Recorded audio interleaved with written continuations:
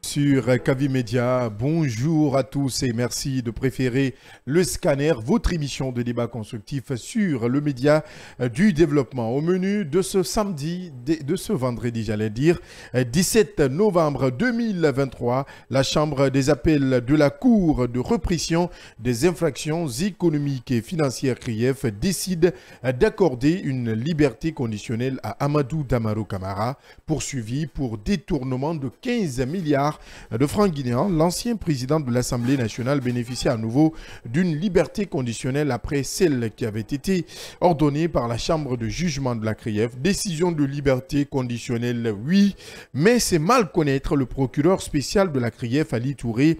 Comme il fallait s'y attendre, c'est de nouveau opposé en déposant un pourvoi en cassation, une saga judiciaire qui quitte donc la CRIEF pour atterrir à la Cour suprême, considérée comme le cimetière des dossiers brûlants. Au menu toujours, après sa réélection à la tête du syndicat libre des enseignants et chercheurs de Guinée, Kadia Touba, accompagné des membres de sa structure, se sont rendus dans les locaux occupés par Aboubakar Souma à Donka pour s'y installer. Une démarche qualifiée par le désormais ancien secrétaire général du SLEC, si on peut l'appeler comme ça, de violation flagrante des textes qui régissent le fonctionnement de la structure. Sans grande surprise, Aboubakar Souma ne reconnaît pas ce congrès et parle de main noire. Il annonce même une plainte contre Dame Kadia Touba. N'a-t-on pas l'habitude de dire que les mêmes causes produisent les mêmes effets? Des années sont passées et l'idée d'un SLEG unifié peine toujours à se concrétiser. Mais comment en est-on arrivé à ce bicéphalisme? Yaya Diallo nous en dira plus. Tentative de vol de plus de 400 millions de francs guinéens, la cavale de deux présumés voleurs n'a duré que quelques jours pendant que leur employeur les attendaient tranquillement au bureau à Madina. Après le retrait des chèques mardi, les deux employés tentaient de sortir du pays avec la cagnotte grâce à une publication sur les réseaux sociaux pour une récompense de 50 millions de francs guinéens. Ils seront traqués à Koundara, pas loin de la frontière sénégalaise. Pour tout comprendre sur cette opération suicide, Akila Ali Badara a réuni la documentation. Badara Koné quitte définitivement ses fonctions de premier vice-maire de la commune de Matam. C'est dans la matinée de ce jeudi qu'il a déposé sa lettre de démission au secrétariat général de la commune 5 années après son élection. Le jeune leader de la NGP motive sa décision par son ambition de conquérir la tête de la mairie pour la prochaine échéance législative. Il précise cependant que les 5 années de son mandat de novembre 2018 à novembre 2023 sont arrivées à terme. Badara Koné a assuré qu'il est animé par une quête absolue de redevabilité envers les Matamka et guidé par l'honnêteté, la sincérité et la dignité. Guinab Diallo s'est intéressé au sujet pour le scanner. Et dans le vendredi de développement, nous parlons de la gestion des déchets dans la capitale guinéenne et en République de Guinée en général, devenue une équation difficile à résoudre malgré la volonté du gouvernement et les efforts des partenaires face aux rues qui débordent d'ordures. Les bacs à ordures installés le long des axes routiers du pays ne tiennent plus. Justement, parlant de ces bacs à ordures, leur installation le long des routes divise les autorités et les acteurs de l'assainissement réunis au sein de la coordination nationale des acteurs de l'assainissement de Guinée. Une stratégie que ne cessent de dénoncer les acteurs de l'assainissement qui estiment que l'installation de ces bacs à ordures viole le schéma directeur de l'assainissement. En août 2022, le ministre, on se rappelle, le ministre de l'administration du territoire et de la décentralisation, Mori Kondé, avait annoncé le retrait progressif de ces poubelles à partir du mois de septembre, ce qui n'est toujours pas effectif. Pas plus tard que la semaine dernière, le ministre aurait ordonné l'enlèvement des poubelles à travers la ville. Selon nos informations, c'est la commune de Dixine qui a été désignée comme phase pilote. Mais comment tout cela se passe aux yeux des acteurs de l'assainissement? Nous aurons comme invité de ce vendredi de développement le président de la coordination nationale des acteurs de l'assainissement de Guinée avec M. Sékou Keïta. Il sera question de parler du schéma directeur de l'assainissement en République de Guinée, des poubelles installées le long des routes, mais aussi des difficultés que les PME rencontrent dans la pré-collecte des déchets. Voilà le menu du jour. Tout à l'heure, on pose, on propose ou on s'oppose. Dans un monde médiatique où la seule critique prospère, où les solutions sont voilées, le scanner de Kavi, comme la fossile du preux chevalier, écarte le rideau du nuage et laisse s'exprimer le soleil et la vérité. Le scanner, c'est l'émission du débat constructif. Le scanner sur Kavi Média. Et c'est parti pour plus d'une heure de débat sur la 89.5 en bande FM, sur Kavi TV, le canal 500. Si vous nous regardez sur le bouquet StarTime, vous pourrez également nous suivre via notre site d'information siaminfo.com, un site sur lequel vous pourrez écouter cette émission ou regarder en direct cette émission ou télécharger nos différentes applications sur App Store ou Play Store. Vous pourrez de ce côté aussi suivre toutes les émissions du groupe Kavi Média. Autour de moi, avec moi, pour débattre des différents sujets au menu du jour. Dienab Diallo, bonjour. Bonjour Abdallah et bonne arrivée à toi. Merci, merci. Akila Ali Badara, bonjour. Bonjour à tous les auditeurs qui nous pratiquent à l'instant T. Bonjour au pays de Nimba qui a pour désormais capitale Nimbakri. Ton t-shirt dit quelque chose qui m'étonne. Après, en anglais, je vais te dire la signification. Parce que là, c'est très dangereux. Allez, Yaya Diallo, bonjour. Bonjour Abdallah, bonjour à tous. Allez, on commence par ce premier sujet. La Chambre des appels de la Cour de répression des infractions économiques et financières, CRIEF, décide une fois encore, la CRIEF décide une fois encore d'accorder une liberté conditionnelle à Amadou Damaro Camara. Mais ça sera sans la présence peut-être du tout-puissant procureur spécial Ali Touré Dienab Diallo. Oui, effectivement, c'est la deuxième fois qu'on est en train de vivre ce scénario. Une nouvelle fois, Damaro Camara a été libéré, cette fois-ci avec condition. Il doit payer une amende et je crois que, en tout cas, de toutes les manières, Damaro Camara sort victorieux une nouvelle fois. Ce qui, moi, taraude mon esprit, qu'est-ce qui serait la cause de l'entêtement de ce procureur Ali Touré? Qu'est-ce qui se passe? Pourquoi? Après un premier jugement, là où Damaro a été acquitté, en deuxième appel, Damaro a été acquitté et cette fois-ci, pour la troisième fois, nous entendons en tout cas Ali Touré qui dit qu'il va se pourvoir. Qu'est-ce qui se passe? Qu'est-ce qui se passe? Est-ce qu'on ne pourrait pas dire quelque part que Ali Touré est en train de faire de l'amateurisme? Parce que je pense qu'on parle quand même de droit. Si une fois vous faites appel, attention. Le droit lui permet. Le droit lui permet, oui. Mais je pense qu'il est en train d'en abuser. C'est de cela qu'on parle justement. Il est en train d'en abuser. 3 fois, quand on n'est pas d'accord avec une décision de justice et qu'on fasse appel, quand on revient devant la justice, il faut venir avec des éléments quand même qui prouvent que vous n'êtes pas d'accord, mais voilà les preuves. Mais jusqu'au moment où je vous parle, aucune preuve n'a été brandie par Ali Touré. Yeah. Et qu'est-ce qui se passe? Pourquoi il veut voir Damaro toujours en prison pendant qu'il n'a pas les preuves nécessaires pour que ce dernier-là soit incriminé par rapport à ce dossier qui, depuis plus d'une année et quelques, 18 mois, est en train d'être traîné devant la justice, ce dossier qui est pendant devant la justice. Impossible de trouver, en tout cas, des preuves fiables, des preuves palpantes. C'est de cela il s'agit aujourd'hui. C'est là que les questions se posent. Les gens se demandent qu'est-ce qui se passe, pourquoi Ali Touré ne veut pas comprendre. Et l'autre sujet, l'autre pan, en tout cas de cette affaire, moi, qui m'a beaucoup impressionné, c'est par rapport à ses collègues magistrats, à ses collègues juges, en tout cas, qui ont su prendre les responsabilités. C'est une fois vous dire Noël Colombo, qu'il faut saluer. Voilà, justement, de passage, c'est pour dire que quelque part, la justice existe encore et que, contre vents et marées, si on a envie de trancher, on peut le faire. On peut dire la loi, on peut dire la loi et que, voilà, parce que personne n'est au-dessus de la loi. Peut-être que le grand Ali Touré est en train d'aller sur une ligne qui n'est pas de son ressort. Peut-être qu'il est en train, qu'il ne comprend pas bien le fonctionnement. Je ne comprends pas. Non, il comprend très bien le fonctionnement. Moi, je ne comprends pas. En tout cas, il impose juste son veto. Est-ce que c'est pas de l'abus, un peu de l'abus du pouvoir qu'il est en train de faire à Damaro? C'est pourquoi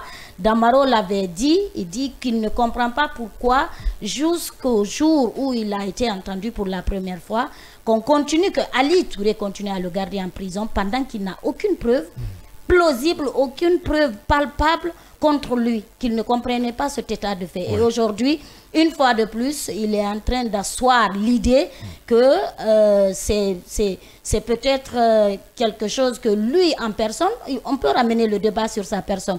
Qu'est-ce qui se passe? Est-ce qu'il y a un antécédent entre Ali Touré et Damaro? Qu'est-ce qui se passe? Puisque la justice, en tout cas, dit que Damaro, on ne peut pas continuer à le garder, il doit être libéré parce que les charges pour lesquelles il a été interpellé, aucune charge aujourd'hui. Aucune preuve. Aucune preuve aujourd'hui. On parle de 15 milliards de francs guinéens. Oui, justement. Akila Ali Badara, pas Ali Touré comme procureur. Oui, par rapport à cette actualité. Bon, vous savez... C'est ton nomo. Hein. Ouais, c'est mon nomo. C'est bien qu'il le soit, mais très fort malheureusement, mon nomo est en train de passer tout à fait à côté.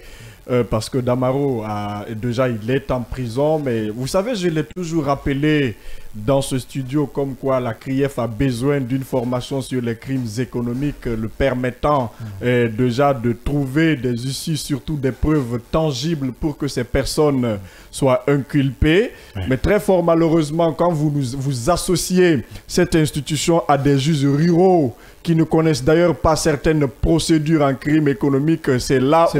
C'est le juge qui a rendu le verdict. Je parle dans l'ensemble, hein, de façon générale. Et surtout que Ali Touré, qui est très jeune, avec cette image jeunette qu'il incarne aujourd'hui, mais très fort malheureusement, qui est en train de jeter sa carrière dans les mailles de la poubelle, il doit revoir cette façon de gérer la CRIEF. Concernant le cas d'Amaro, la prison est une repentance. Que Damaro continue de prier. Certainement, il y a d'autres péchés qu'il n'a pas encore lavés, qui continuent d'être lavés en prison. Le jour que Dieu décidera de le revoir en liberté, certainement, il le fera. Mais pour le moment, il faut rappeler à ces anciens dignitaires que le travail est un bienfaiteur de l'humanité. Tout homme qui fait du bien sera face à l'histoire aussi bonne. Mais tout homme qui commet des erreurs, le mauvais dans l'ensemble, se verra face au malheur. Mais pour que ce malheur soit lavé, il faut aller dans un lieu, on ne va pas t'appeler, pardon, à l'au-delà. Mais tu es appelé quand même à être quelque part pour te repentir. Alléluia. Voilà, Damaro est en train de se repentir.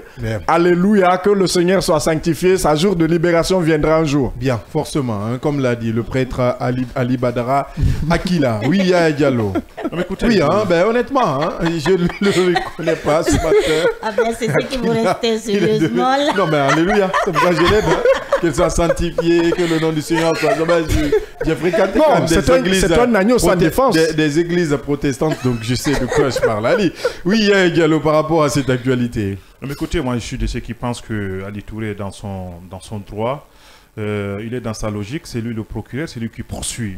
Donc, encore une fois, je crois que disons, la procédure juridique suit son judiciaire, pour ainsi dire, suit son cours normal. Pour un début, la cour d'appel, la cour de jugement, je veux dire, avait ordonné à ce que Amadou Damaro Camara soit mis en liberté. Suite à cela, le procureur a interjeté appel.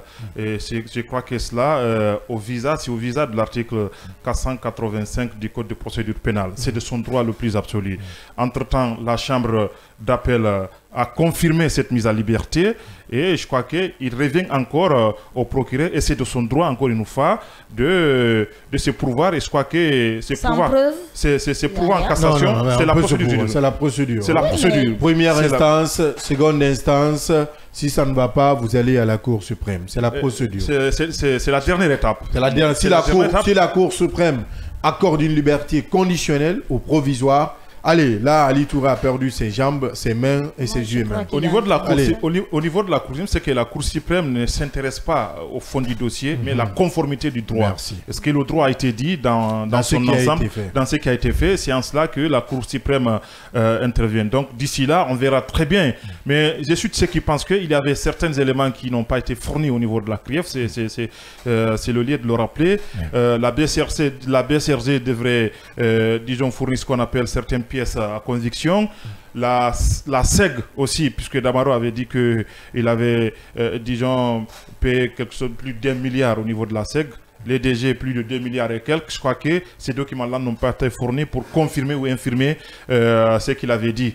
Donc je crois qu'encore une fois, c'est très précipité et imprudent de la part de certains de dire que le droit n'a pas été dit. Quand on sait très bien à un certain niveau comment les ressources de notre pays ont été gérées, c'est vrai que Damaro a eu tout son temps avec, disons, avec un langage très soutenu de se défendre face à ces 15 milliards-là. Mais je suis de ceux qui pensent encore une fois que faut pas crier, disons, à eu et à dia tant que, disons, ces faits judiciaires n'arrivent pas à bout. Donc, encore une fois, c'est pour autant dire que je suis de ceux qui pensent encore une fois qu'il faut qu'on patiente dans ces dossiers-là et que le moment venu, on verra très bien quand la Cour suprême prendra sa décision, si le droit a été dit ou pas. Je crois que c'est en cela qu'on doit avoir ce qu'on appelle...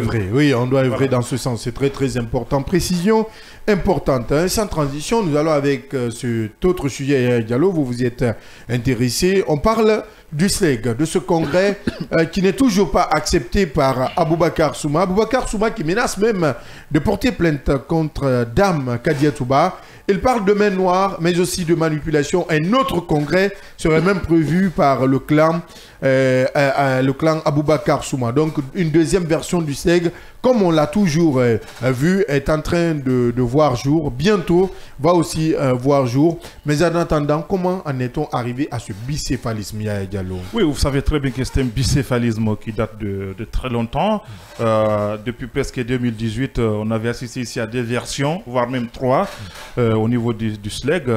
Nous avons le SLEG version Mamoun et c'est lui version Conakry. Version Mamoun qui relève de Kadiatouba et la version de Conakry qui relève d'Aboubacar Souma. Donc nous sommes allés dans ces dissensions jusqu'à un certain niveau. On s'était rendu compte qu'il y avait ce qu'on appelle de manœuvre du gouvernement d'alors pour pouvoir affaiblir Aboubacar Souma, qui était quand même considéré comme étant un acteur incontournable dans le cadre de la défense des intérêts des enseignants-chercheurs de Guinée. Donc, Dame Kadiatouba, qui avait un temps soit peu certains soutiens de certains de ses collègues, mais pas, disons, la base, puisque on avait compris que malgré cette dissension ou ces bisbilles à l'interne ou ces bicéphalisme, pour ainsi dire, ça n'a pas empêché que le mot d'ordre qui a été toujours lancé par Aboubacar Souma ne soit suivi par la base. Oui. Donc finalement, à un certain niveau, peut-être pour essayer de justifier ce qui s'est passé, on avait appelé à l'unité. C'est pourquoi vous l'avez vu et, lors de ces congrès-là qui s'est tenu hier, on avait dit le SLEG unifié. Ouais. Le SLEG unifié, c'est Aboubacar Souma. Je crois qu'encore une fois, nous sommes en République de Guinée, même si l'histoire est têtue. Mais on nous apprend quand même qu'il avait reçu son invitation. Écoutez, encore une fois, il a reçu son invitation. Je crois que c'est lui qui est le secrétaire général, même si c'est dans le cadre d'une division. Mais tous les trucs, encore une fois, la représentativité dans le cadre du syndicalisme est extrêmement important. Donc, de ce point de vue, on sait très bien que dans toutes les instances, dans toutes les rencontres, même au niveau international, il prend part. C'est pas dans cette condition-là qu'on aurait dû, disons, comment je vais dire, pouvoir permettre. C'est pas dans ces conditions-là qu'il pouvait, disons, dresser ou adresser une invitation à Boubacar Souma.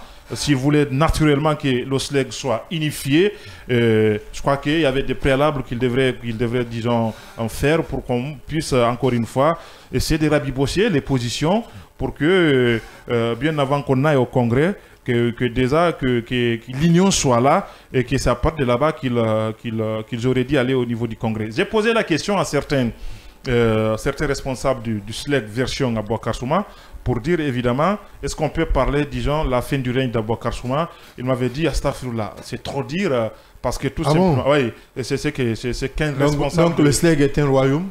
Non, mais c'est pas que royaume, mais... Pas que royaume. Mais il m'avait fait comprendre que ce qui s'est passé au niveau de ces congrès-là ne répond aucunement pas à une quelconque procédure. Donc, vous savez très bien qu'au niveau du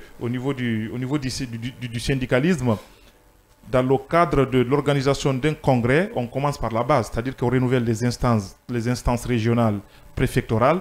Ce sont ces secrétaires généraux, préfectoraux et régionaux qui vont essayer d'élire ce qu'on appelle le secrétaire général. Alors moi, je me pose la question, comment Kadiarpa s'est fait élire hier pendant que les instances à la base n'ont pas été, disons, renouvelées. Donc c'est pourquoi je l'avais demandé alors à quand votre prochain congrès. Il m'avait laissé entendre que le mois de décembre, ils vont essayer d'organiser les prochains... Donc un autre SLEG version Aboubacar Souma. Absolument, ça veut dire que c'est le bicéphalisme qui continue, qui aura le dernier mot. On verra très bien dans les jours à venir. J'ai insisté sur la question... Alors de m'expliquer si toutefois, puisqu'on nous apprenait qu'il y avait plus de 34 membres du SLEG version Aboubacar Souma qui ont pris part à ces congrès-là, il m'avait dit, disons, que cela n'est pas vrai. C'est parce qu'il m'avait donné quelques préfectures. Donc c'est un coup de com'. Non, absolument, il m'avait donné quelques préfectures. Bon, il y a Télémilé qui a participé. Il me parle de Farana qui avait participé.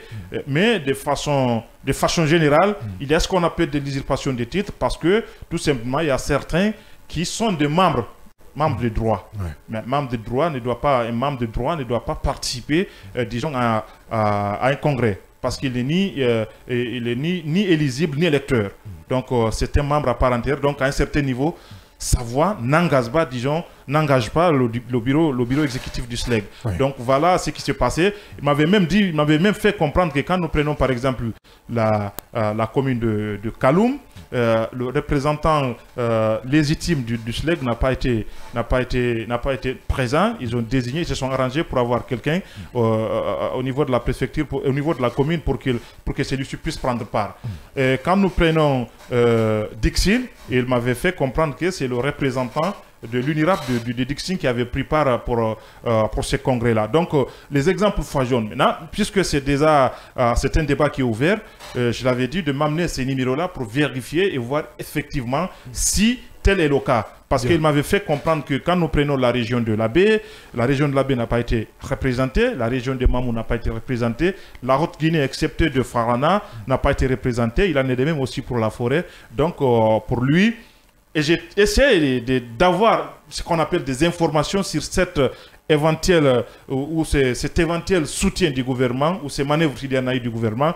Il m'a dit qu'il ne le pense pas. Mais tout de même, il y a ce qu'on appelle certains éléments du patronat quand même qui financièrement ont participé, disons, au soutien de Dame Kadiarpa. Donc voilà, entre autres choses, que j'ai pu encore une fois glaner ici et là pour avoir des informations liées à ces congrès-là. Oui, Djenab Diallo, par rapport à ce congrès, rapidement, on a quand même signalé la présence de M. Tunkara.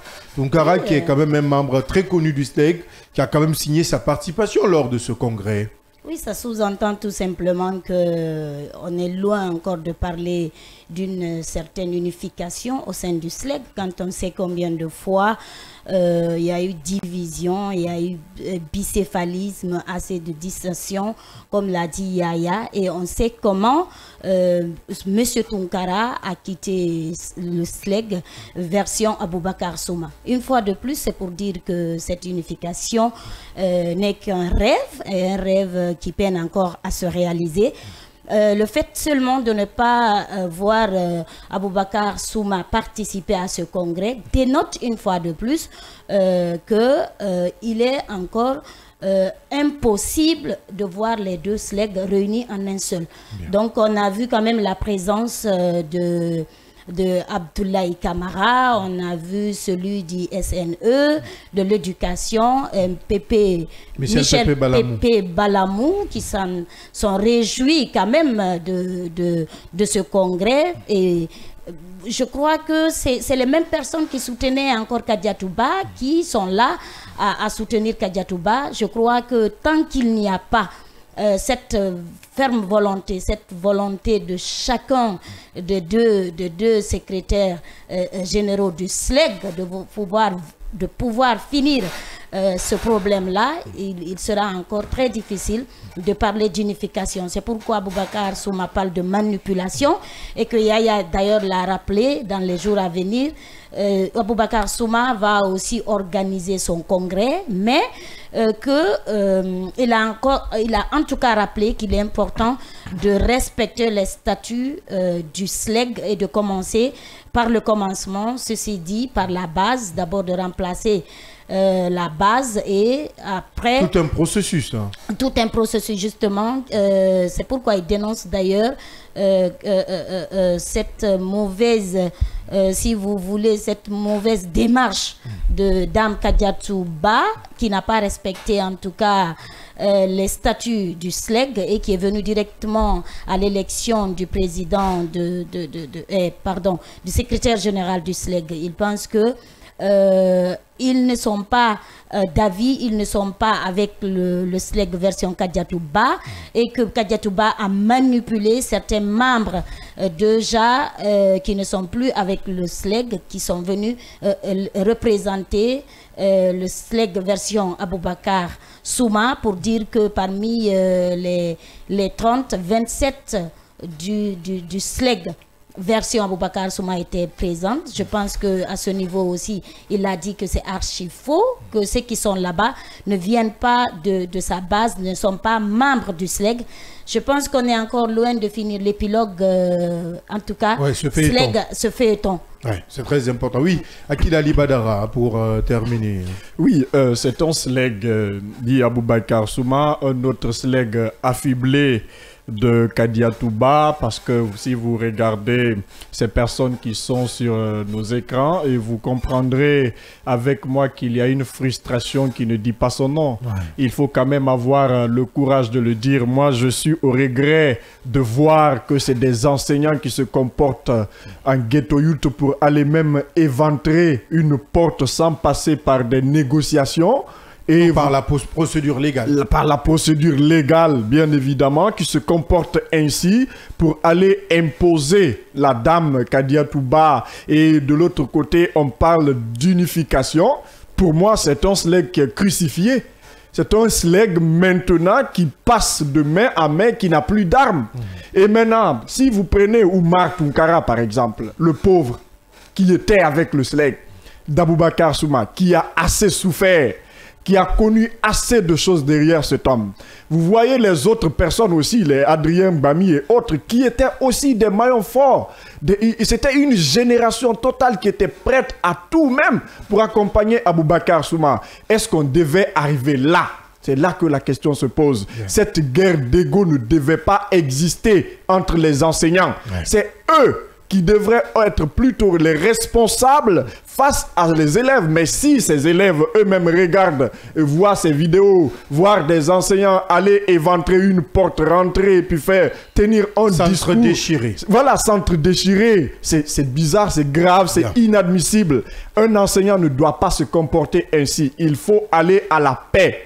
S'il le faut, il faut négocier, discuter et régler ça à l'amiable. Il faut, en fait, c'est ça le problème. Ouah, Faradunko, bien bon sous.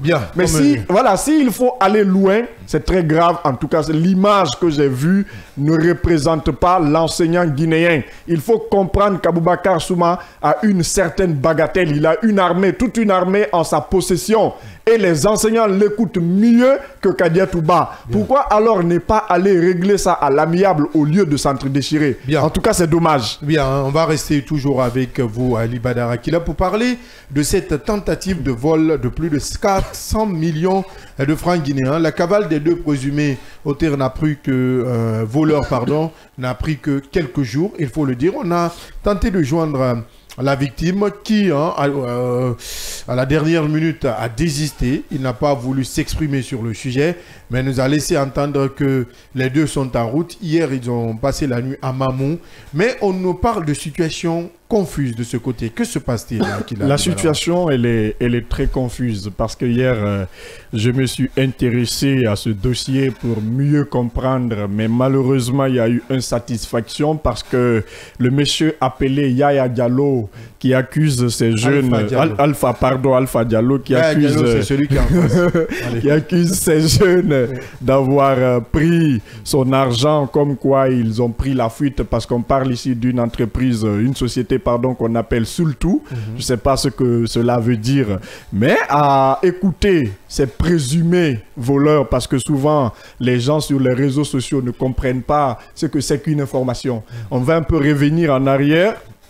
Comment l'acte s'est passé et pourquoi ces jeunes ont pris la fuite avec cette somme, parce que pour moi c'est de l'escamotage, c'est pas une somme qu'on a pris pour aller où on veut. Ces deux jeunes célibataires, et d'ailleurs un à Hafia et de l'autre côté, mais pourquoi vous me regardez quand je parle de célibataire? Parce que là non, mais, cette précision mais le jeune là il est incroyable.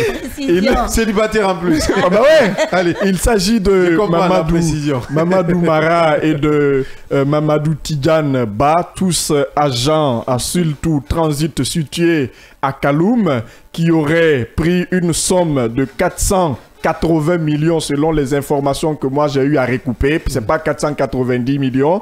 Et par après, ils ont pris la fuite où ils se seraient tranchés, c'est à Koundara, frontière guinéo-sénégalaise. Mais fort malheureusement, leur cavale n'a été que de courte durée parce qu'ils ont juste été là interceptés par les agents. Ça aussi, c'est après une note signifiant comme quoi que celui qui retrouve ces deux présumés voleurs aura les 50 millions. Donc, laisse-moi placer ça. J'ai vu quand même, j'ai lu une vidéo hier qui m'a fait rire. Je pense que j'ai partagé la vidéo dans le groupe. Il y a quand même un agent qui n'est pas sorti dans la vidéo, qui n'est pas apparu dans la vidéo, mais comme qu'on entendait dire oui, toi, explique. Voilà. Explique, oui, toi, explique. C'est une violation des règles. Et surtout, il y a ce problème parce que les images qu'on a vues, les gens, les deux étaient à visage découvert. Et ils peuvent poursuivre cet agent pour cela. Exactement. Mais avec tout ça, il y a eu une courtoisie. Ils se sont attelés ici aux questions de cet agent. Parce que derrière, on sait... Ils ne sont plus des présumés voleurs. C'est des voleurs. On sait, ils sont des présumés voleurs. La présomption... On ne les a pas jugés. Voilà. On ne les a pas condamnés. De toute façon, ce sont eux. Il faut bien comprendre. On ne les a pas jugés et condamnés. Je comprends. La présomption d'innocence est maintenue même quand tu attrapes quelqu'un dans ta maison. Exactement. Attention. Exactement. Non, c'est pas un avis. Ça n'engage que vous. C'est le texte de loi. Ça, c'est pas un avis. C'est même pas un commentaire. La présomption d'innocence, elle est gardée jusqu'au jour où on te juge et on te condamne. Pour le moment. Non, je veux pas que tu sois d'accord. Je veux même être explicite encore une fois de plus pour Yaya, parce que celui qui sait que ce qui s'est passé saura également ce qui s'est passé. Si quelque chose se passe, il le saura forcément. Maintenant, pour aller loin, ces deux jeunes, ils ont éteint carrément leur téléphone. Ils sont sortis des périphéries, ils se sont retrouvés à Koundara. Alpha Diallo, qui a eu une interview avec nos confrères de Mosaïque Guinée, a lui-même affirmé qu'ils l'ont appelé au téléphone, comme quoi ces deux individus étaient en cavale, où il nous parle de Koundara. Maintenant, pour aller loin dans sa communication, il n'a pas daigné répondre à toutes les questions posée par nos confrères. Qu'est-ce qu'il dit? Je cite, il dit « Ils ont cherché à ce que vraiment qu'on envoie un mail au commandant de zone de Bokeh pour que ceux-ci puissent accélérer leur transfert vers Conakry. » Point d'interrogation. Maintenant, dans la vidéo, parce qu'il y a une vidéo quand même qui a fait le tour des réseaux sociaux, mais si vous analysez cette vidéo, vous comprendrez que derrière cette tentative, il y a une vengeance. Oui, parce qu'il y a le nommé Mara que j'ai écouté qui disait qu'il le devait de l'argent. Exactement. Oui, que quelqu'un lui doit de l'argent. On a quand même joué en Alpha Diallo ce matin. Il n'a pas voulu prendre la parole. Il dit non, il ne veut pas prendre la parole, il ne veut pas exposer. Qu'est-ce que vous ne voulez pas exposer, monsieur Diallo? Point d'interrogation. Voilà, et de l'autre côté, je vais un peu rebondir, c'est Mamadou Tidiane Ba qui a dit que le monsieur lui devait de l'argent, 170 millions de francs guinéens. Bien. De commerçants à transitaires, il faisait les deux. Donc lui, il a perdu sa crédibilité. Il a même perdu des fournisseurs à cause de ce monsieur. Maintenant, pourquoi ne pas aussi faire quelque chose pour pouvoir récupérer cette somme? Sauf qu'il ne l'a pas bien fait. Même si de l'autre côté, il a dit qu'il avait porté plainte à la DPJ, mais la plainte, elle n'a pas prospéré. Et comme quoi, de suite d'ailleurs, pourtant cette plainte, Mamadou Ba nous rappelle de plus que ce monsieur était aussi un transitaire. Donc lui, il n'a pas reçu les chèques à main. Donc maintenant, à qui on a remis ces chèques d'argent pour aller récupérer l'argent à la banque? Point d'interrogation. Maintenant, la question qu'il faut... Attendez, j'ai besoin de savoir. Ces deux n'ont pas reçu de chèque. Ici, selon les explications que voilà, ici je relate les propos de Mamadou Tidiane qui dit qu'il n'a pas reçu le chèque en main. Bien. Maintenant, qui a reçu le chèque? Maintenant, quand vous prenez les propos de Mohamed Saïd Mara qui n'a pas aussi accepté de trop répondre à la question. Oui, c'était comme quelqu'un de très révolté. Voilà, exactement, a dit que Alpha Diallo qui les accuse a foutu la crédibilité de ce jeune Ba, Amadou Tidiane, à l'air. Donc, ça veut dire que de l'autre côté, si on s'en tient à ces deux propos, Alpha Diallo n'a pas tout dit à la presse. Bien. Ou s'il faut, il n'a pas tout dit à l'opinion. Et si on fouille loin, on saura que de l'autre côté, il y a un problème de 170 millions qui aussi est posé sur la table. Maintenant, pour nous édifier davantage, c'est à la justice de le faire. Mais de l'autre côté, Alpha Diallo qui les accuse parce qu'on nous parle de 480 millions. Et après, d'autres informations ont spéculé comme quoi il s'agit de 490 millions.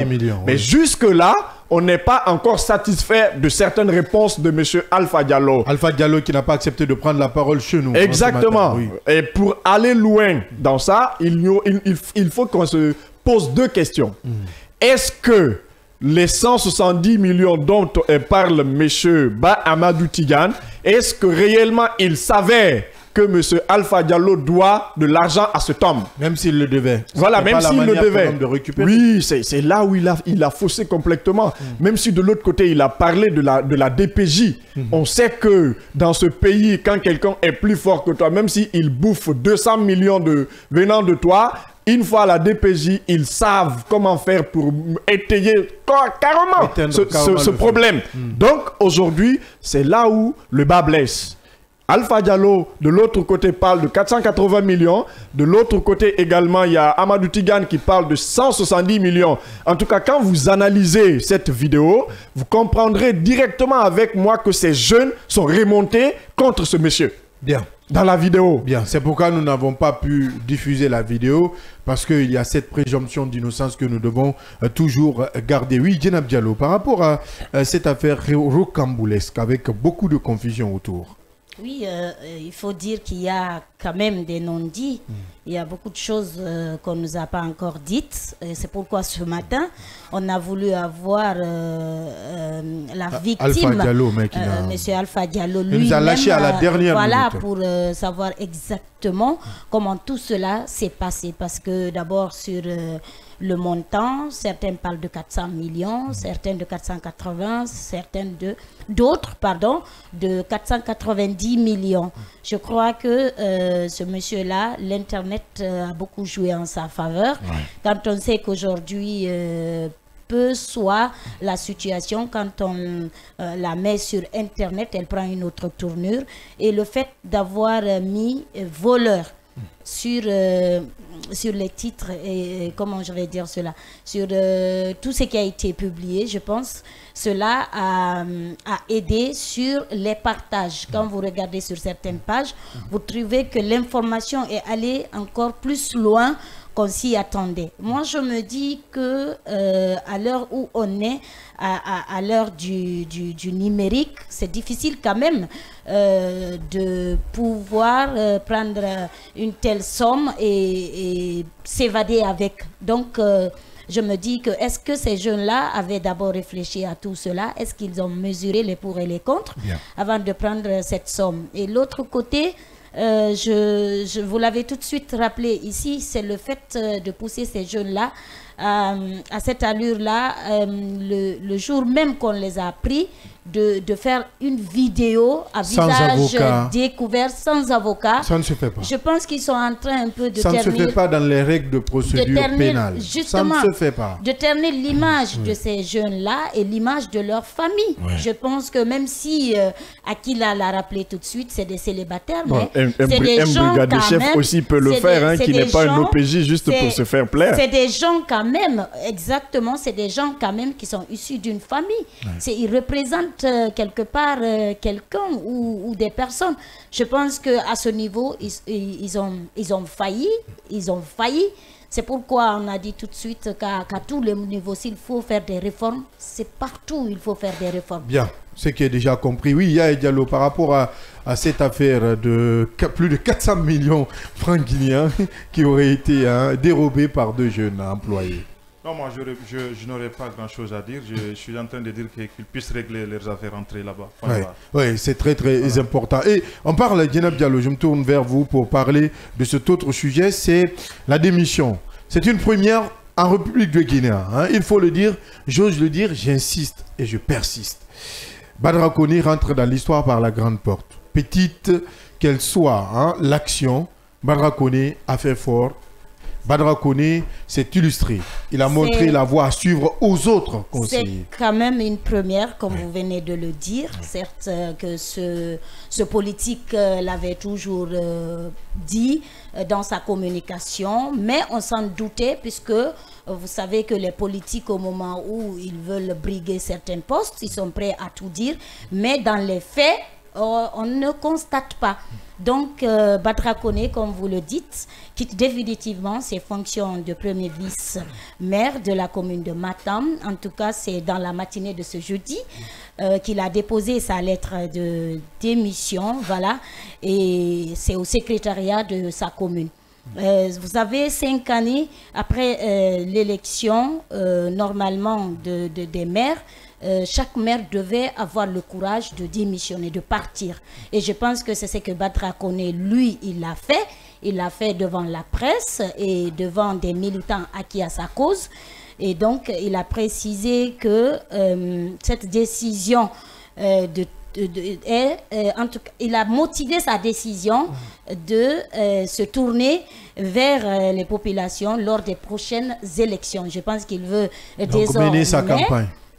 Pour bien mener sa campagne, pour bien se préparer pour être à la tête de la commune de Matam. Je pense que le choix, il s'inscrit en tout cas dans une démarche de renouvellement et d'engagement envers les citoyens de Matam. C'est ce qu'il a rappelé.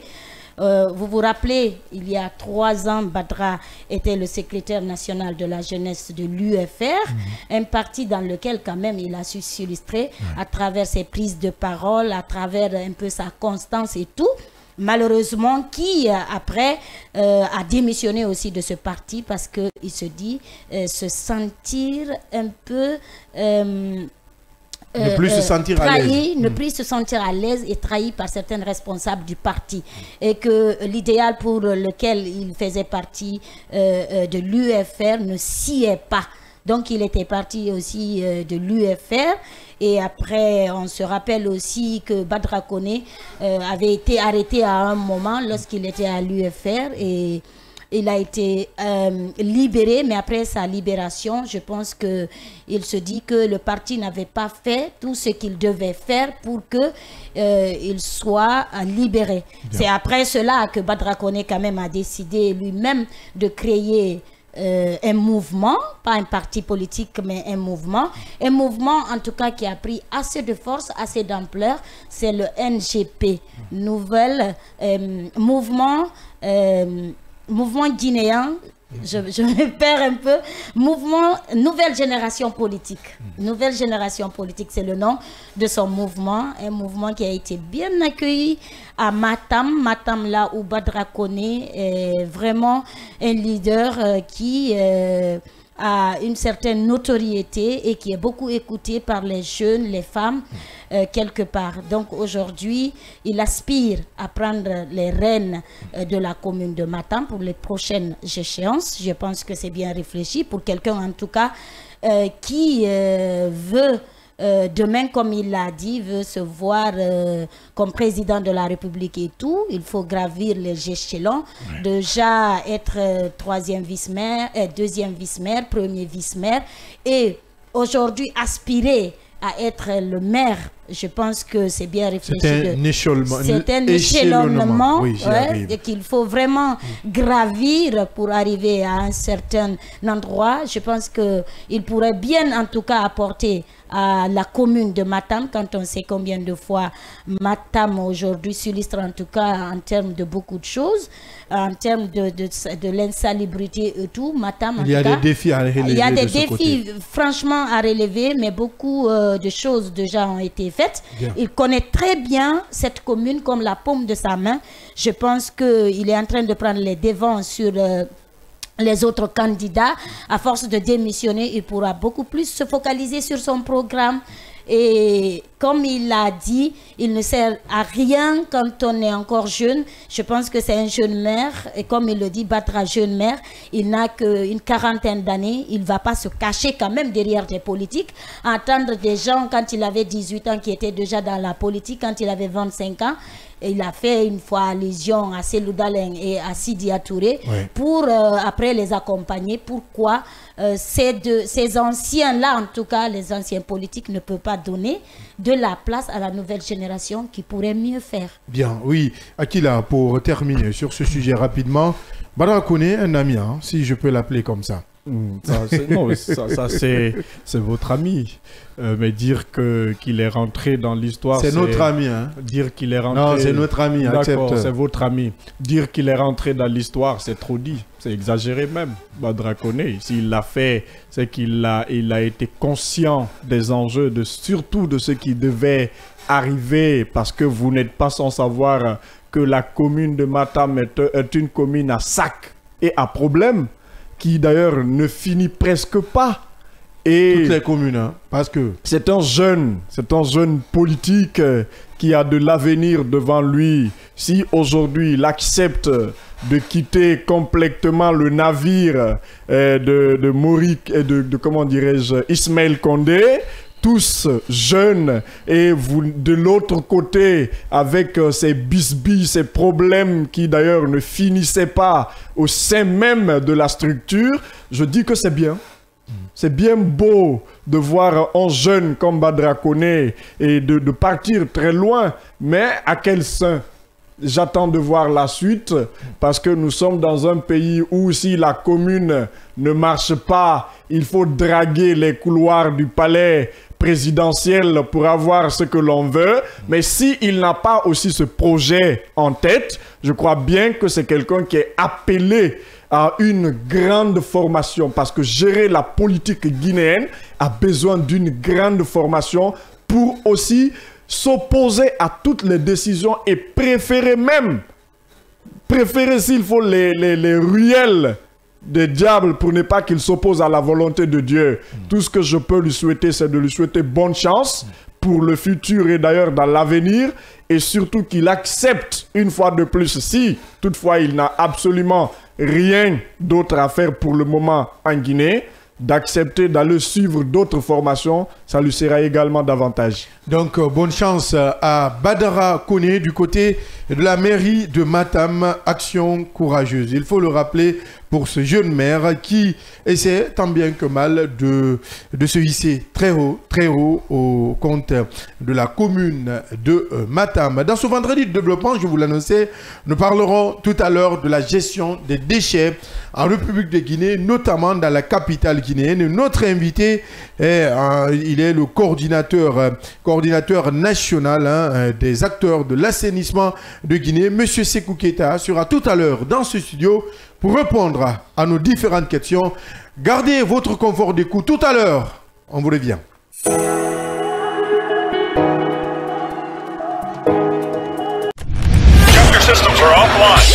Le scanner, l'espace d'échange et de propositions qui promeut la réflexion pour le développement. C'est l'interactivité au service du développement. Retrouvez la 89.5 des 9h pour de longues minutes de débat avec Abdallah Kamara et son équipe. Avec le scanner, sans les coups de tonnerre, mais avec persévérance, l'actualité se plie au débat interactif. Le scanner sur Kavi Média. Le village en même temps en ville, c'est la magie de Kavi TV, la télé du développement.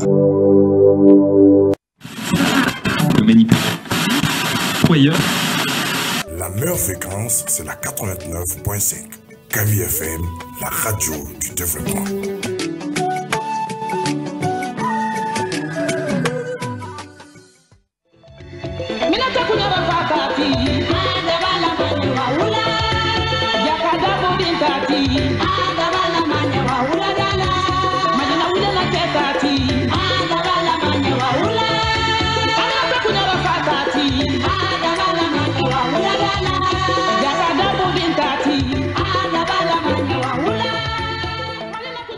Musique.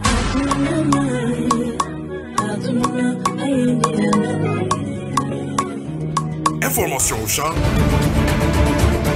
C'est aussi Kavi FM sur la 89.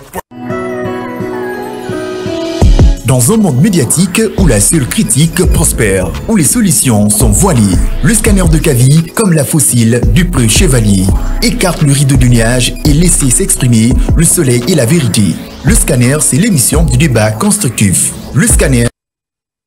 Merci de nous suivre sur l'ensemble synchronisé de nos médias Kavi FM 89.5, Kavi TV sur le bouquet StarTime canal 500, Kavi TV sur siaminfo.com où vous pourrez également écouter la radio, sur nos différents réseaux sociaux, sur Facebook vous pourrez nous suivre sur groupe Kavi Média où vous pourrez interréagir ou réagir en direct dans cette émission. Développement oblige, c'est notre ligne éditoriale. Nous recevons dans cette émission, je vous l'annonçais, Monsieur Sékou Keita, il est le coordinateur national des acteurs de l'assainissement de Guinée. Avec lui, nous parlerons notamment de cette question cruciale de l'assainissement en République de Guinée, notamment dans la capitale guinéenne. Monsieur Keita, bonjour, bienvenue. Bonjour, monsieur. Merci d'accepter notre invitation. C'est à moi de vous remercier. Première question, aujourd'hui, est-ce que vous pourriez nous faire l'état des lieux de l'assainissement ici en République de Guinée? Je préfère comprendre le cas particulier de Conakry.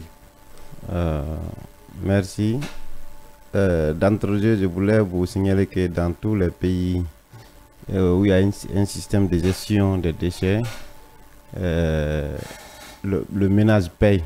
C'est le ménage même qui paye le déchet, comme il paye l'eau de la serre, comme il paye l'électricité. Les formes de paiement quand même diffèrent. Dans certains pays, c'est payé directement avec l'électricité ou c'est payé à la tâche. Autrement quand même, ou l'eau, ainsi de suite.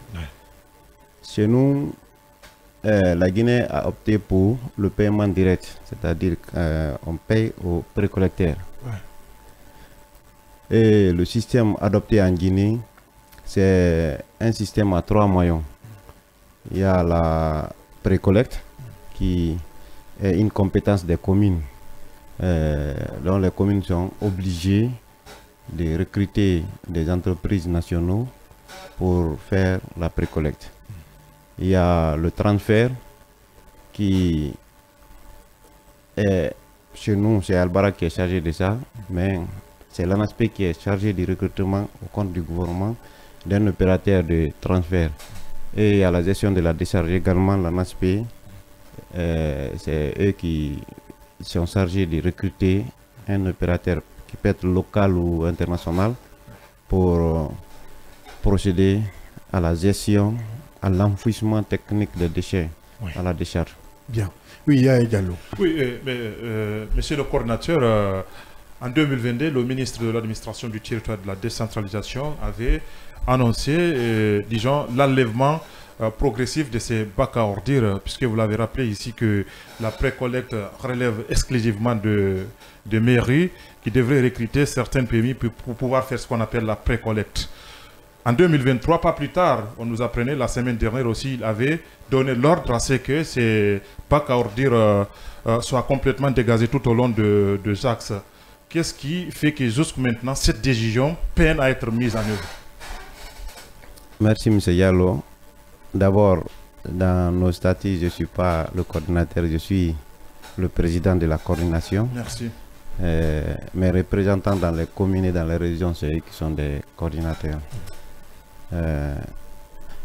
Par rapport au cas spécifique de la Guinée, il y a eu dès le début un vice de procédure, si je peux l'appeler ainsi. La précollecte, normalement, c'est les PME qui doivent le faire, les PME et les GIE. Le transfert, l'État a recruté Albara, comme je le disais, pour effectuer le transfert des points de regroupement des zones de transit et de tri vers la décharge. Et la gestion de la décharge, c'est Pichini. Bon, comme nous étions au début du processus, un truc qui n'était pas maîtrisé en Guinée, comme dans les autres pays, donc l'État a jugé nécessaire de placer les PAV, les points d'apport volontaires, le long des axes pour évacuer les déchets vers la décharge. Les bacs de 600 litres. Les bacs de 600 litres. Mais cela ne favorise pas au processus de professionnalisation que l'État lui-même a enclenché. C'est pourquoi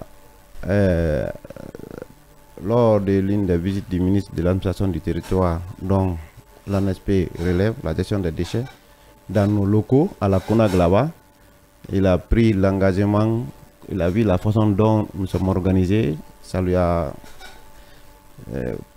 convaincu. Ouais.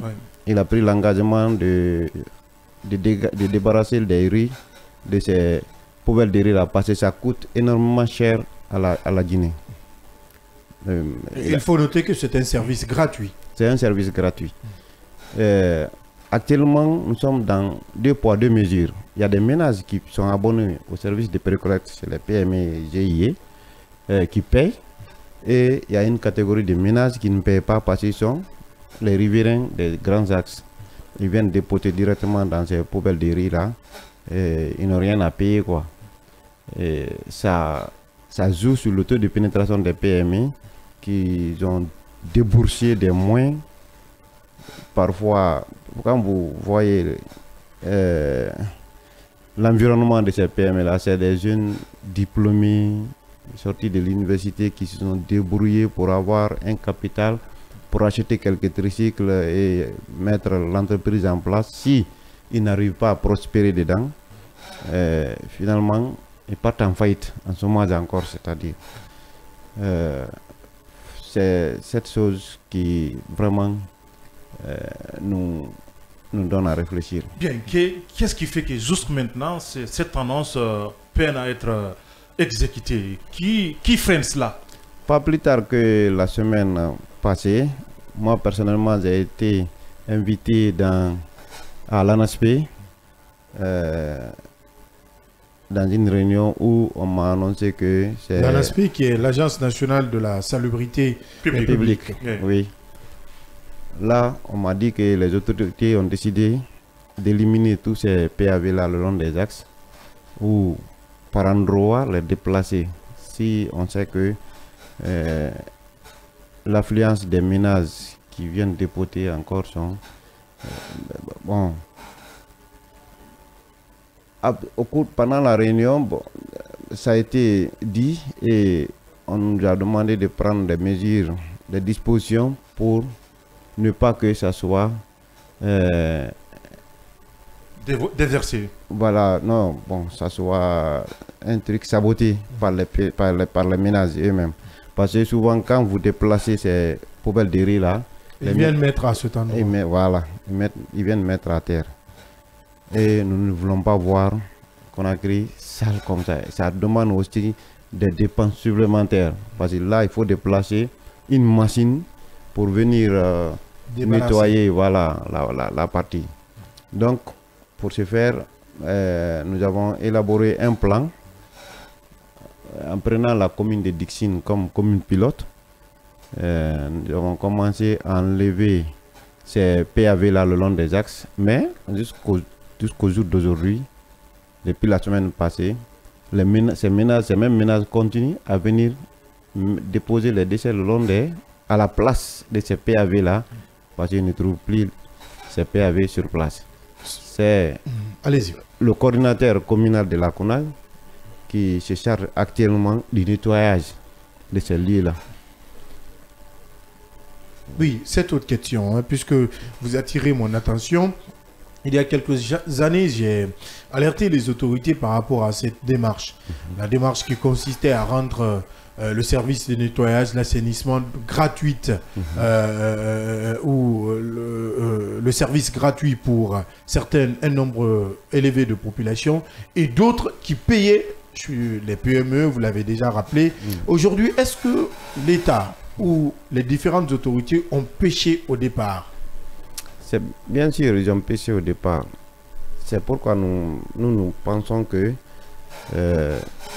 l'État en ce moment-là est en train de corriger une erreur qu'ils ont commise dès le début. Parce que ça ne figurait pas dans le plan. Déposer les poubelles de riz là. D'ailleurs, ça coûte plus cher à l'État que les bacs à ordures de 20 mètres cubes.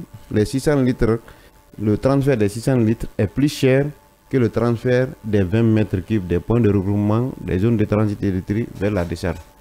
Vous voyez, ça coûte.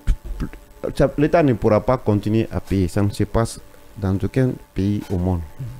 L'État paye à la place des déchets, à la place des ménages. Ça ne se passe pas comme ça. Normalement, l'État ne pourra pas soutenir quoi. C'est des dépenses supplémentaires de l'État qu'il faut supprimer. À partir du moment où on a recruté des entreprises spécialisées dans ce domaine, il faut respecter. Ces entreprises ont aussi des droits parce qu'ils sont liés aux différentes communes par des contrats. Dans ces contrats-là, tout est clair. Il y a la sensibilisation, la commune doit proposer le service, la sensibilisation et la sanction. C'est-à-dire le principe des 3 S. Il faut créer le service. Le service est créé en recrutant des PME pour la précollecte. Il faut sensibiliser. On a fait plus de 3 ans en train de sensibiliser dans les médias, à travers les scènes théâtrales. Et on a même recruté des ONG de coaching à travers le projet Sanita Ville Propre, qui a recruté des ONG de coaching ici pour non seulement encadrer les PME, ensuite sensibiliser dans les différents quartiers de Conakry. Donc, mais le projet tarde à prendre forme, tout simplement parce qu'il y a l'entreprise qui est chargée de faire le transfert qui fait la précollecte à la place des PMI. Bien, justement, en parlant de cela, comment se fait-il que nous apprenons que quand nous prenons ce qu'on appelle les bacs à ordures, c'est-à-dire que les bacs de 600 litres, l'entreprise reçoit 400 000 par bac à ordures, d'autant plus que quand nous prenons ce qu'on appelle les GTT, c'est à 200 000 francs guinéens. Comment se fait-il alors que les GTT des zones de tri et de transit. Et des transits qui sont plus vastes que les bacs à ordures de 600 litres qui quand même peuvent faire 4 fois, 5 fois que les GTT. Qu'est-ce qui explique ces paradoxes, M. Keita? Bon, nous-mêmes, on ne comprend pas. C'est à partir du moment où c'est pas nous, PME, ni la commune qui a recruté l'opérateur de transfert et qui a placé ses bacs à ordures le long des axes. On ne comprend pas. Pour nous, pour faciliter et pour diminuer les dépenses de l'État, je pense qu'il faut, comme l'assainissement, c'est une compétence révolue aux communes, il faut laisser la commune gérer ses déchets. L'ANASP devrait, parce que c'est eux qui ont recruté de toute façon, même si ce n'est pas les mêmes personnes, aujourd'hui ça a changé de physionomie complètement. D'ailleurs, c'est le lieu de féliciter l'équipe qui dirige maintenant l'ANASP, la personne à sa tête, M. Diakité. Il faut les féliciter. Ils sont vraiment en train d'élargir, de coopérer avec l'ensemble des acteurs, que ce soit les partenaires qui nous gèrent, les communes ou la CONAG et ses démembrements. Franchement, c'est le lieu de les remercier. Dans le temps, ce n'était pas comme ça. C'est pourquoi la décision ne m'a pas surpris quand on nous a dit la dernière fois de venir mettre un plan sur pied pour éliminer ces petits bacs à ordures. Bon, le responsable quand même peut avoir la bonne volonté, mais s'il a des techniciens qui sont qui ne sont pas favorables. Voilà, qui ne sont pas favorables, ça sera un peu difficile. Sinon, le ministre l'a dit il y a un an, le ministre de l'administration du territoire, dont l'ANASP relève, et lui il a dit dans les médias même, publiquement, qu'il faut supprimer tous ces PAV là, mais ça n'a pas prospéré. Jusqu'à présent. Oui, voilà. Diallo. Bon, moi, ma question, c'est par rapport à cette volonté, en tout cas, du gouvernement de faire de l'assainissement une réalité en Guinée. Quand vous descendez dans les quartiers, malgré qu'il y a une campagne qui est lancée depuis des années, à la fin de chaque mois, les samedis, on voit le gouvernement et les élus sur le terrain. Aujourd'hui, vous peinez encore, vous voulez carrément que ces bacs à ordures quittent le long des routes. Malheureusement, là où étaient ces bacs à ordures-là, ce sont des ordures entachées qu'on retrouve. Est-ce que vous avez vous contribuez, je veux dire, vous contribuez au plan, à la stratégie à laquelle il faut mettre en place pour sensibiliser les gens dans les quartiers pour ne pas... Vous-même, est-ce que vous contribuez à cette stratégie? Ça, c'est ma première question. Est-ce que vous sensibilisez afin que quand vous déplacez ces bacs à ordures, que les populations ne viennent pas mettre les ordures à ces endroits, oui, si je comprends bien? Oui, c'est ça. Est-ce que vous sensibilisez dans ce sens? Est-ce qu'avec ceux qui prennent l'ANASP, par exemple, est-ce que vous contribuez au plan, à la stratégie qu'il faut même mettre en place? Parce que vous êtes sur le terrain, vous êtes mieux imprégnés. Ça, c'est ma première question. La deuxième question, c'est est-ce qu'il y a suffisamment de PME pour pouvoir servir tous les ménages? Parce qu'à ce niveau aussi, c'est un autre problème. Moi, par exemple, moi, dans mon quartier, j'ai toujours voulu m'abonner à une PME. Malheureusement, il n'y en a pas assez. Vous faites le tour du quartier, vous ne voyez même pas 2 ou 3 PME qui circulent. Est-ce qu'à ce niveau aussi, il n'y a pas un manque cruel de PME pour servir les ménages? Merci pour la question. La première question, je vais commencer par ça. Si nous contribuons dans la sensibilisation. Dans le plan. Dans le plan de sensibilisation, à travers les quartiers. C'est ce que j'ai dit à l'entame. Depuis 2017, nous avons commencé la sensibilisation. Normalement, ce n'est pas notre rôle. Dans le contrat qui nous lie à la commune, c'est à la commune de sensibiliser. Ce n'est pas nous. C'est à la commune de créer le service, c'est à la commune de sensibiliser, c'est à la commune de sanctionner. Oui. À date, ce qui manque, c'est la sanction. Sinon, tout le monde est averti à travers les différents types de sensibilisation, les différentes méthodes de sensibilisation que nous avons déployées sur le terrain. L'ensemble des acteurs, quand je dis nous, Ce n'est pas les PME seulement, ce n'est pas les GIE, la commune, les partenaires. Inabel, à travers le programme sanitaire qui s'est beaucoup investi, qui a installé beaucoup de zones de tri et de transit à travers Conakry. Merci. Vous suivez M. Abdallah.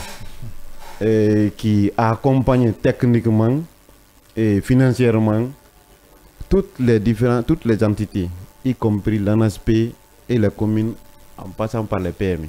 Ils ont accompagné tout le monde. Et dans tous les sens. Dans le sens, c'est la commune qui a équipé les différentes gardes communales. Et plutôt, c'est Sanita qui a équipé les différentes gardes communales des différentes communes de la Guinée, de Conakry. C'est eux qui ont formé.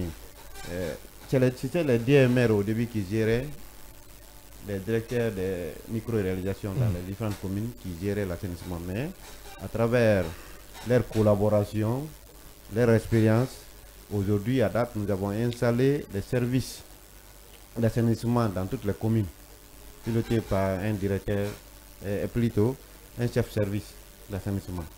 Donc, c'est des acquis qui nous permettent aujourd'hui de pérenniser le processus de professionnalisation qu'on a enclenché en chambre sur le terrain. Donc, de là, s'il y a des morceaux aujourd'hui de sensibilisation qui sont sortis un peu partout.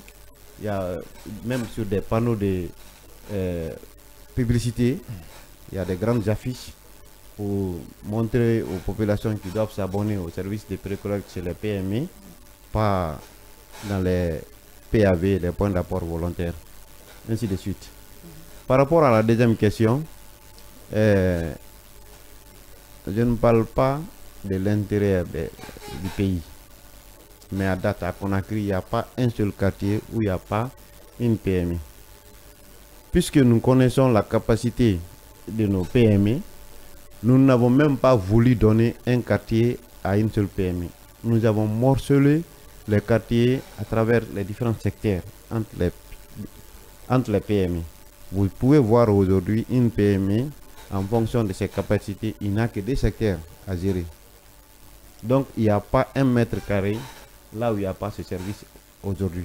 Non, nous n'en avons pas. Non, ça c'est quel quartier, madame? Coloma. Coloma, il y en a? Coloma 2. Coloma 2, c'est Zépil qui est là-bas. On ne les voit pas, ils ne sont pas actifs. Et pourtant, ils ne sont pas cachés.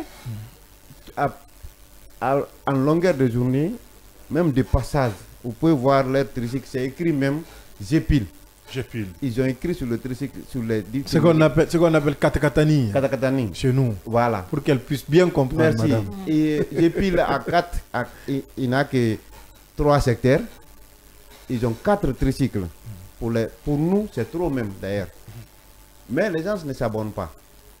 Ça circule à l'intérieur de Coloma là-bas, à longueur de journée, à la recherche des nouveaux abonnés. Oui, mais comment ils font alors pour faire adhérer les gens? Voilà, justement, parce qu'il ne s'agit pas de... C'est là le problème. Nous, Coloma, par exemple, moi, je n'ai jamais reçu de PME chez moi.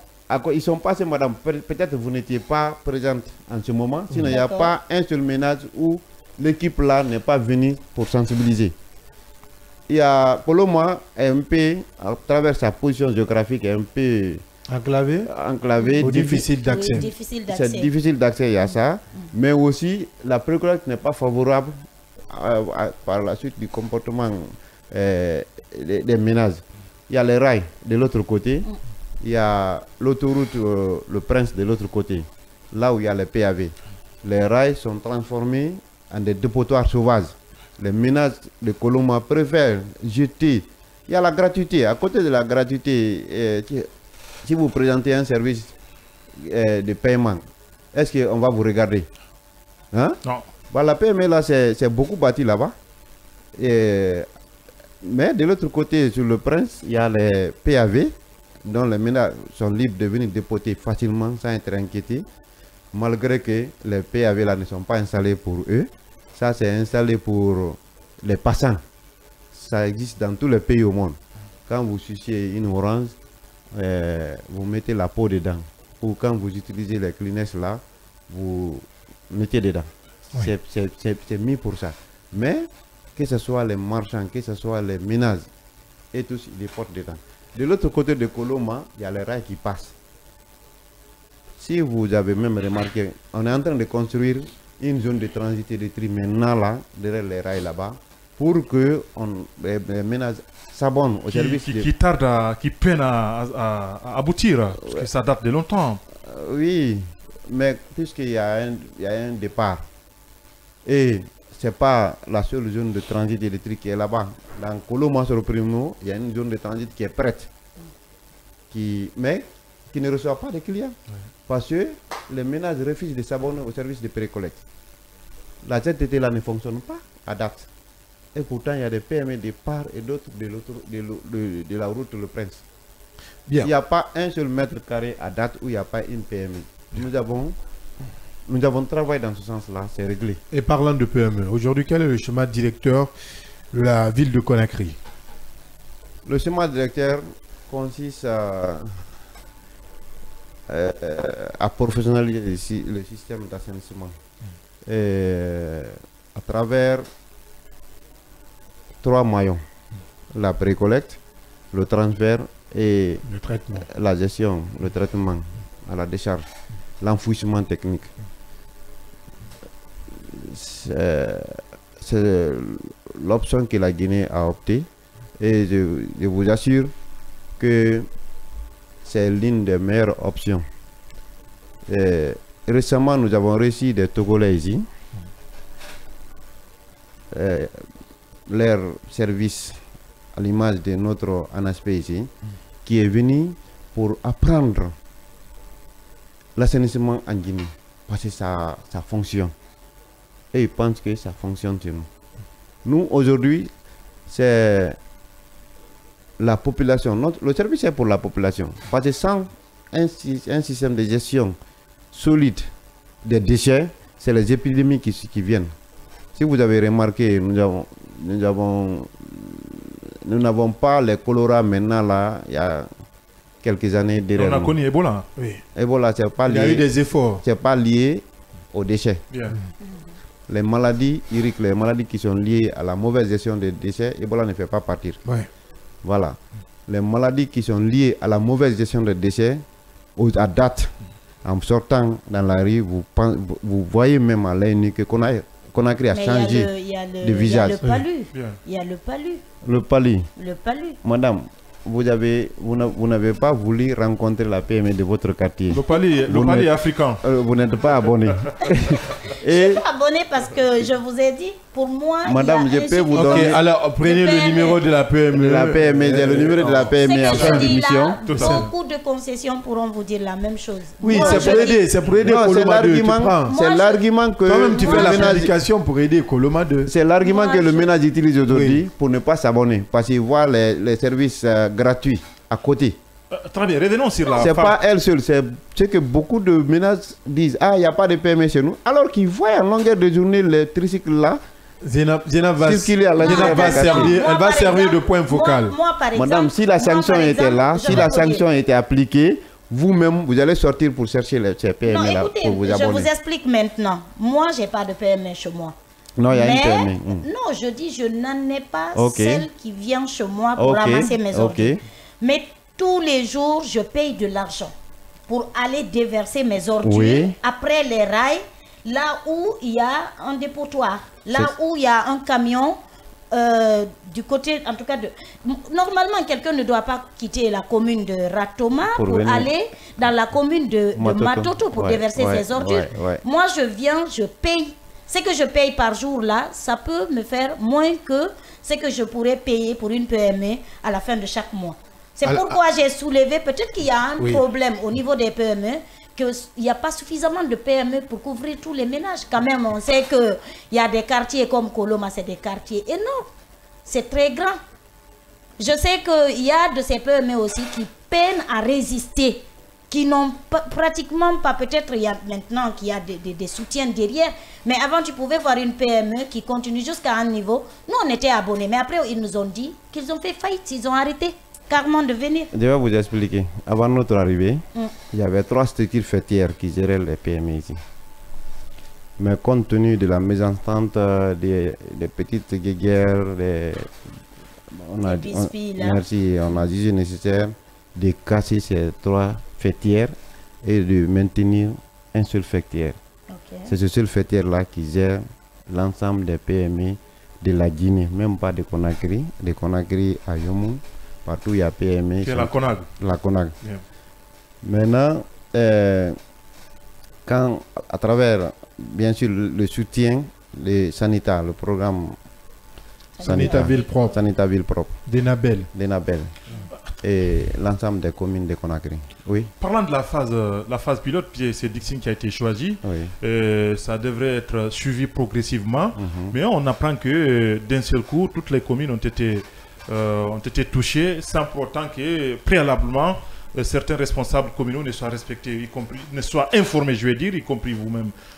Qu'est-ce qui s'est passé entre-temps? Nous avons également fait ce constat-là.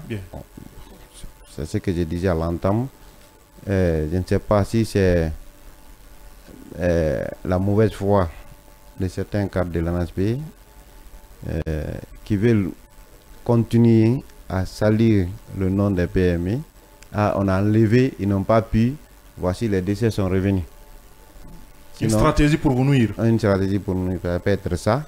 Je ne suis pas en train d'accuser quelqu'un. C'est comme ça, on a analysé à la base, c'est ce qu'on s'est dit. Peut-être que ce n'est pas encore une stratégie pour nous nuire. Mais en tout cas, de toute façon, à date, nous avons préparé tous nos coordinateurs communaux à cela. Dès qu'il y a des déchets entachés quelque part, le coordinateur communal se lève avec une équipe pour venir nettoyer. Pour ne pas qu'on dise, on a enlevé, ils n'ont pas pu. À date, ce que madame disait, je voulais amener à sa question, à ses inquiétudes. Quand on a mis une seule structure fêtière, on a cherché à mettre en place un fonds de garantie. Là-bas aussi, nous avons été aidés par Sanita. À date, nous avons un fonds de garantie dans une banque de la place, avec laquelle on a signé un partenariat. En plus de notre fonds de garantie, la banque nous accompagne. Quand une PME est en difficulté, il n'a pas les moyens, il vient, on l'envoie à la banque, le responsable vient, on l'envoie à la banque, on lui donne un crédit qui lui permet de recommencer ses activités. Vous n'êtes pas sans savoir que les déchets contiennent toutes sortes de choses. Mais parmi les différentes substances qui constituent les déchets aujourd'hui, il y a un élément qui est appelé l'acide urique qui ronge le fer même. C'est pourquoi nos tricycles-là ne résistent pas. Ce n'est pas adopté. Donc, quand vous achetez un tricycle aujourd'hui, en 6 mois, c'est amorti. C'est un problème qui nous assaille tous les précollecteurs aujourd'hui. Mais pour nous permettre de mieux servir les populations, nous avons engagé ce système-là qui permet à date au PME de renouveler le matériel. Avant ça, je ne sais pas si vous l'avez suivi, quand je parlais du passage du ministre, c'est nous, c'était pour l'inauguration, c'était pour venir superviser la donation plutôt des centres tricycles que l'Union européenne, à travers Sanita toujours, nous a octroyé.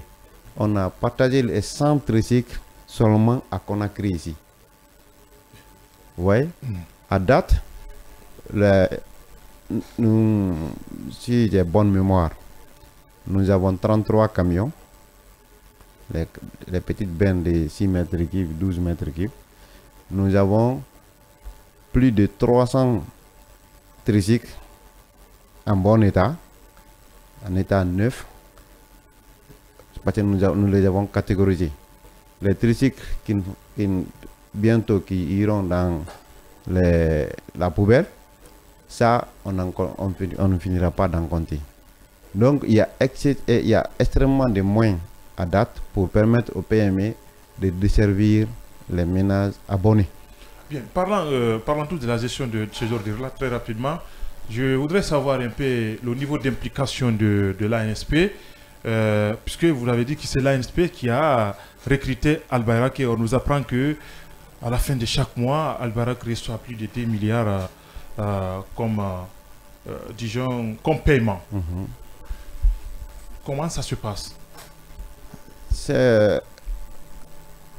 En fonction de...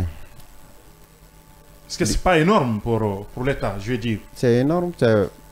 Il y a eu des moments où Albarak envoyait des factures de 18 milliards par mois. C'est énorme. Alors qu'on pouvait recruter des nationaux, des entreprises nationaux, leur payer moins que ça et ils pouvaient le faire à date. Même il y a des PME tellement qu'ils ont les moyens. Ça, c'est à l'intention de madame. On a des PME aujourd'hui qui peuvent effectuer le transfert. Parce qu'il y a des PME qui ont des lève-conteneurs. Albarak n'en a pas. Albarak est en train d'utiliser les moyens de l'État. Et récemment, là, si vous avez remarqué, le transfert ne s'effectuait pas. On s'est levé nous-mêmes pour aller négocier à l'ANASP pour que l'ANASP puisse donner les camions, les conteneurs de l'État à Albarak pour permettre à Albarak de quitter son contrat. Albarak, c'est une entreprise qui n'a ni de moyens et puis voilà, et qui reçoit un tel montant Albarak de chaque mois. Albarak, dans le domaine portier, ils sont performants, nous le savons. Récemment, là, à l'aéroport, ils sont performants. Mais dans la gestion des déchets, les moyens leur manquent énormément. C'est ce qui est la vérité. Souvent, nous pensons aussi que c'est leur politique. C'est-à-dire retarder l'enlèvement des bacs à ordures dans les points de recouvrement, là où les PME sont censés envoyer. Ils vont retarder le transfert et s'occuper des poubelles de riz là parce qu'ils gagnent de l'argent là-bas aussi. Pour ne pas, nous, depuis le début, on s'est battu contre ça. Donc, pour que les populations nous perdent leur confiance, on nous sabote, on dit les PME là ne sont pas en train de travailler. Nous n'avons pas vocation de prendre les déchets dans les ménages et envoyer à la décharge. Le système voudrait que nous prenions les déchets dans les ménages, envoyer dans un point de regroupement. Dans les PAV? Non, dans un point de regroupement, les PME. Bien. Les PME ne doivent pas envoyer dans les PAV. On doit envoyer soit dans un point de regroupement ou dans une zone de transit et de tri. Oui. Dans les ZTT. Dans les ZTT. Maintenant, l'enlèvement se retardait souvent dans ces ZTT-là, par faute de camions, par faute de transfert, système de transfert. Ça, c'est la faute de Albarak. Puisque c'est une chaîne, quand un maillon de la chaîne ne fonctionne pas, ça impacte les autres maillons. Oui. Souvent, ça crée des difficultés de discussion entre nous et nos abonnés. Parce que vous pouvez prendre, on a fait ici des mois dans ces situations-là. Même récemment, au mois d'août, juillet, août, le transfert n'était pas là. Le ménage pense que c'est la faute de la PME. Et on dit souvent, quand ils voient l'état de certains tricycles, ils disent même le matériel là n'est pas convaincant. Ouais. Alors que c'est pas la faute du matériel, c'est parce qu'il n'y a pas de transfert. S'il y avait un système de transfert solide, aujourd'hui, nous avons dans la sous-région les meilleurs PME et les meilleurs GIE. Qu'est-ce que vous risquez aujourd'hui si toutefois ce schéma directeur n'arrive pas à être respecté dans sa forme et dans son fond? Et comment vous obtenez vos fonds? Ça, puisque nous sommes payés à la base, ce n'est pas l'État qui paye les PME, c'est les ménages contre le service rendu. Si ça ne marche pas, nous serons obligés d'accrocher et puis aller en chômage.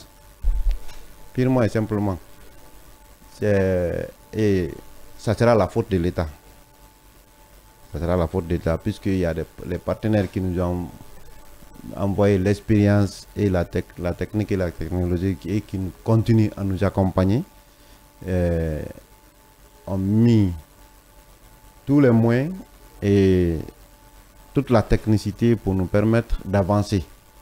Mais à travers l'hésitation, je ne sais pas si c'est l'hésitation ou autre chose de l'État, ou si certains cadres de l'État ont un intérêt particulier avec Albarak, et on sera obligé d'aller en chômage. Donc c'est un risque pour vous et pour toutes les PME de Guinée. C'est un risque pour nous et pour toutes les PME de Guinée. Évidemment. Merci à Monsieur Sékou Keïta. Je rappelle que vous êtes le président de la coordination nationale des acteurs de l'assainissement de Guinée. Merci d'avoir répondu à nos questions et d'être passé dans cette émission Le Scanner. Merci, M. Abdallah. On espère vous retrouver très bientôt puisque vous êtes sur un média de développement. On parlera chaque fois des pans très très importants dans le secteur de l'assainissement. Merci d'être passé une fois encore. Djenab Diallo, merci. C'était un plaisir. Merci Yaya Diallo. Merci et bonne chance à M. Keïta. Merci à l'équipe technique du jour, Baba Koivogi, Hassan So, Fodi Kamara, Michel Wamounou, à la production Alpha Taïbou Silla, Oumar Diallo du côté de la technique, à toute l'équipe qui nous a accompagnés. On se reprend demain, lundi, j'y arrive, lundi pour un autre numéro de cette émission, Le Scanner. D'ici là, restez en compagnie des programmes du groupe Kavi Média, le seul et l'unique média du développement en République de Guinée. Au revoir. Dans un monde médiatique où la seule critique prospère, où les solutions sont voilées, le scanner de Kavi, comme la fossile du preux chevalier, écarte le rideau du nuage et laisse s'exprimer le soleil et la vérité. Le scanner, c'est l'émission du débat constructif. Le scanner sur Kavi Média.